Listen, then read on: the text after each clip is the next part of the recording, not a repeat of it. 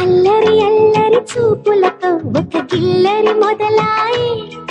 ఇహ మెల్లగా మెల్లగా ఎదలో నా చిరుగిల్లుడు శురువాయి అరే చెక్కిలి కిల్లి కిల్లి గింతాయి ఈ తిక్క గాలి వలన మరి ఉక్కిరి బిక్కిరి అయిపోయే ఈ రాత్రి దయ వలన